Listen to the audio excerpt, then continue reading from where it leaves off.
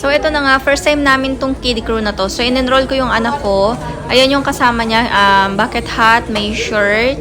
Ayan, yung kiddie crew shirt. And then, meron din siyang kasamang backpack. Ayan. So, 999 siya. May kasama ding snacks. 5 days yun. Hindi kasama sa first day yung orientation day. Kiddie crew workshop. Batch 3 na po tayo dito sa McDonald's sa Nabu Aguinaldo. Ang ating mga kids ay hindi po gusto ang orange juice or gusto po nila magpasuggest ng apple juice. Okay lang naman po. Dito, pinapasok sila sa may cashier area tsaka sa kitchen, sa loob ng kitchen. Ayan, para ma-familiarize nila kung ano yung meron dun sa loob. Sa batch 3 ay 10 kids sila. Hindi ko alam kung pare-pareho. Ayan, ang kinuha kong schedule is 1 to 3 p.m. para konti lang yung tao.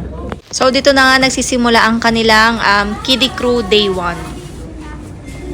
Bago mag-start yung mga duties nila every day, so meron muna din silang activities per day. Dito naman sa ginagawa nilang drinks, actually sila talaga ang iinom niyan is either apple juice or orange juice. Sila yung mamimili. At dito na nga nasaktuhan yung anak ko ang tinuruan kung paano gumawa ng McFlurry. Timing naman na may umorder na McFlurry, kaya nagkaroon ng chance yung mga kids na gumawa ng ice cream. And then, one punch now. Nag-enjoy naman sila kahit maiksi lang yung time nila sa loob ng kitchen. Ayan, yung mga drinks nila, orange juice, walang nag-apple juice ngayon. So, ayan, kakain na sila. Siyempre, kailangan bago kumain, mag-pray muna. Ito na yung pagkain nila ng day 1, spaghetti and orange juice.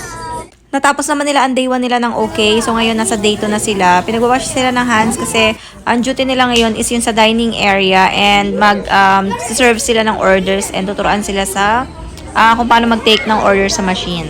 Ito na nga yung sinasabi ko, syempre hindi naman lahat abot yung machine tsaka hindi naman lahat sila maiintindihan kung paano talagang gamitin to. Pero at least nakikinig sila. Mahihain yung anak ko pero at least nakakatuwa dahil na-experience niya yung mga ganitong bagay. Ito na talaga yung pinaka nakakakaba sa lahat kasi magsiserve sila ng food sa dine-in customers. Natapos na nila yung duties nila sa day 2, kaya ngayon kukuha naman sila ulit ng drinks nila. Ito din yung isa sa exciting part nila, yung sila yung kukuha ng juice nila. Ang day 2 nila is burger, McDo, and juice. Mahilig si Shandel sa burger, kaya lang hindi niya nasabi na wag lagyan ng dressing yung kanya kasi ang gusto lang talaga niya is yung patty and yung buns. Naging successful naman ng day 1 and day 2. Ngayon naman nasa day 3 na sila. Ngayon naman, ang duty naman nila is mag-greet ng mga customers. Ayan, kaya meron sila mga balloons. So, pwede rin nila ibigay sa customers yung mga balloons na yan. Ito na nga yung snacks nila ng day 3. Make your own cheeseburger. Meron namang step by step kung paano gawin yung cheeseburger kaya hindi sila malilito. Tsaka tinuturoan din naman sila ng McDo crew. So, ito na yung sinasabi ko. Dito nag-start na silang gumawa ng kanilang make your own cheeseburger. Ayan. So, bahala na sila.